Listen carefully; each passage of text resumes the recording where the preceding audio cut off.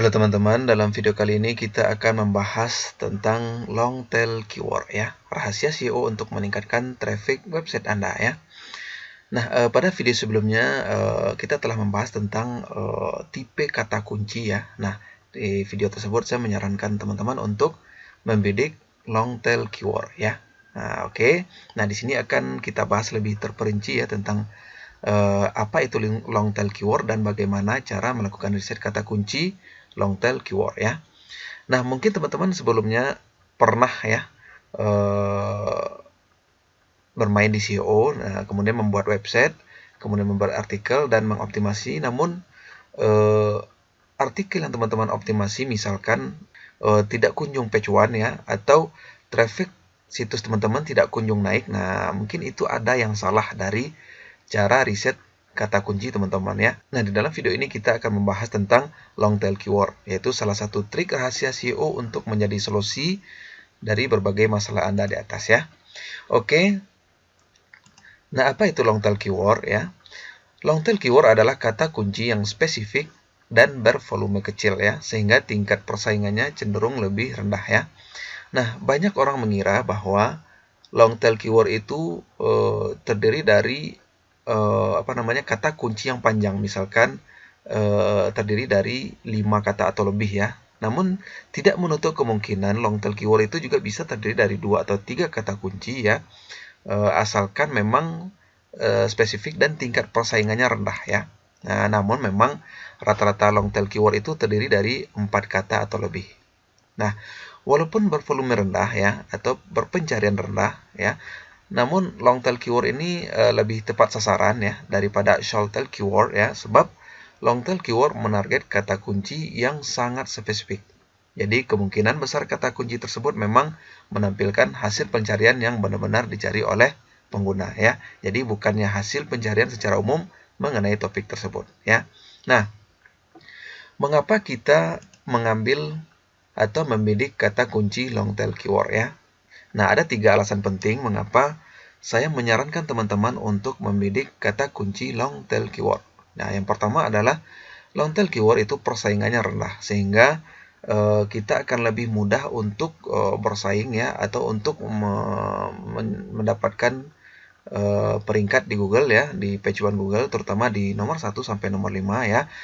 Dan kedua, bisa mendatangkan banyak traffic. Nah, mengapa bisa mendatangkan banyak traffic ya?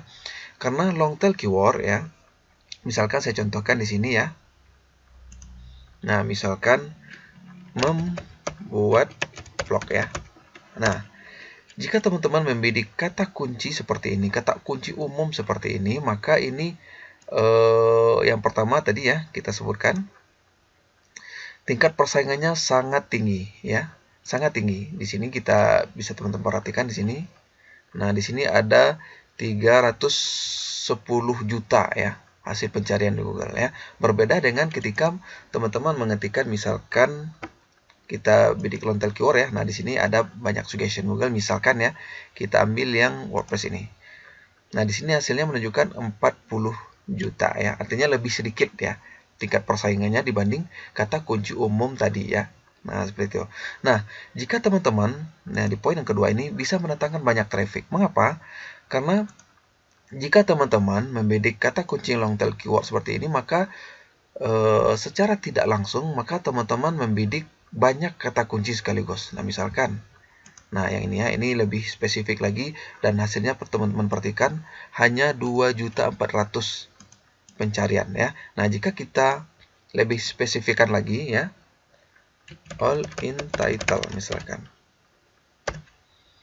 Nah, di sini menunjukkan judul artikel yang membidik kata kunci ini dengan serius ya, maka hanya ada 82 hasil. Nah, ini sangat-sangat sedikit ya.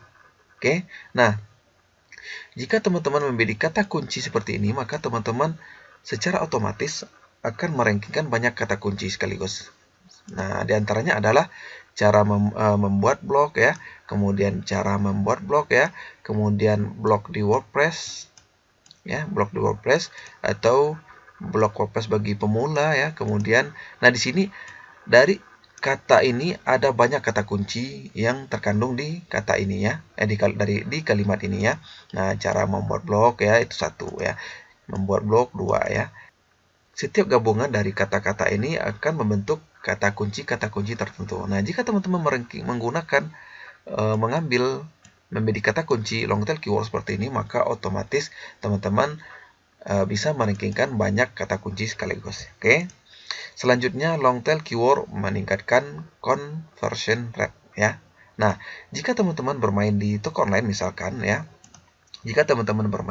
maka long tail keyword ini akan meningkatkan konversi ya. Nah, misalkan saya contohkan. Misalkan teman-teman menjual obat jerawat misalkan ya. Nah, kemudian teman-teman membidik misalkan obat jerawat saja misalkan ya. Nah, seperti ini.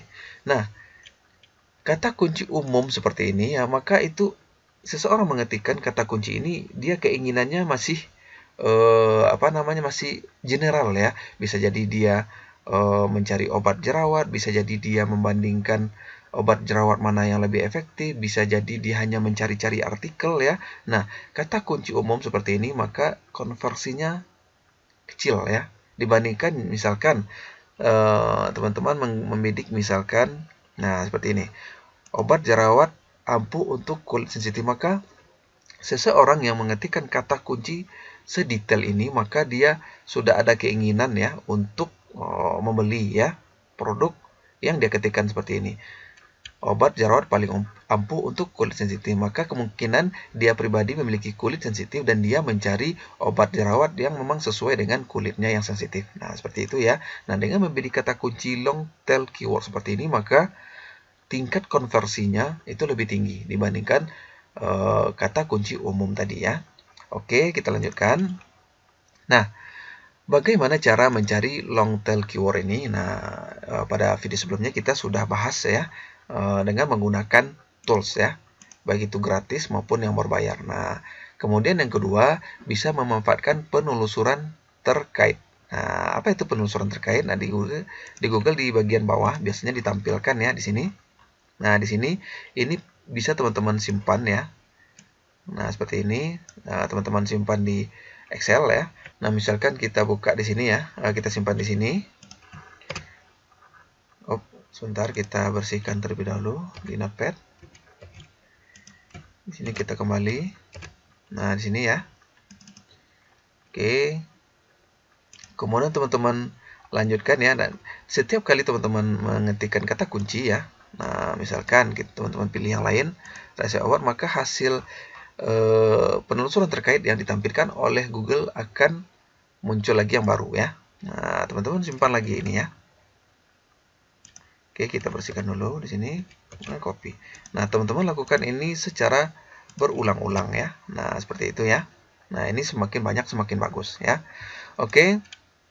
Kemudian memanfaatkan Google Autocomplete ya. Nah, ini nanti kita akan bahas dalam video berikutnya karena memang butuh waktu ya untuk saya menjelaskannya. Nah, di sini kita jelaskan terlebih dahulu poin-poinnya, nanti kita akan bahas pada video berikutnya secara lebih detail ya. Kemudian manfaatkan kotak orang juga bertanya. Nah, di penelusuran Google juga akan muncul orang juga akan bertanya. Di sini memang tidak setiap halaman ya.